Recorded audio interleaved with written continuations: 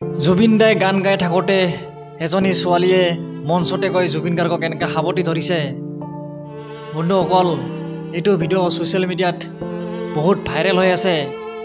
ছোৱালীজনীৰ নামটো কি নাজানো, কিন্তু আমিওতো দীপলিনা বাহঁতৰ গান শুনি বহুত ভাল পাওঁ। আমি যদি মঞ্চত গৈ এনেকৈ ধৰোঁ, আমি তেতিয়া ৰাইজৰ গৰু পিতন খালোঁ হয়নে নহয়? ৰাইজ কমেণ্ট কৰা, আমাৰ ল'ৰাবিলাকৰ লগতে কিয় এনেকুৱা হয়। চাওক বন্ধুসকল, এজন ল'ৰাই দীপলিনা বাক মৰমতে এটা ফুল দিছে। তাৰপিছতে সেই ল'ৰাজনক চলাত ধৰি টানি বাহিৰলৈ লৈ গ'ল। আমাৰ ল'ৰাৰ লগত কিয় এনেকুৱা হয় বাৰু? এফালে জুবিন গাৰ্গে গান গাই থাকোঁতে এজনী ছোৱালীয়ে জুবিন গাৰ্গক সাৱটি ধৰিছে, আৰু আনফালে দীপলিনা বাই গান গাই থাকোঁতে এজন ল'ৰাই দীপলিনা বাক ফুল এটা দিছে।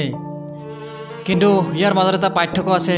পাৰ্থক্যটো হ'ল কি, ছোৱালীজনীয়ে জুবিন গাৰ্গক তেনেকৈ মানুহৰ সন্মুখত এনেকৈ সাৱটি ধৰিছে, একো নাই, কাৰণ তাই ছোৱালী হয়।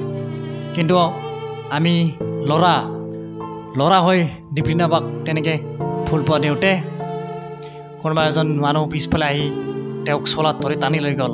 মুঠতে ফুলটো আমাৰ সদায় ল'ৰাৰে হয়, ছোৱালীৰ ভুল নাই, ফুল ল'ৰাৰে হয়। কিয় এনেকুৱা হয়, কিয়?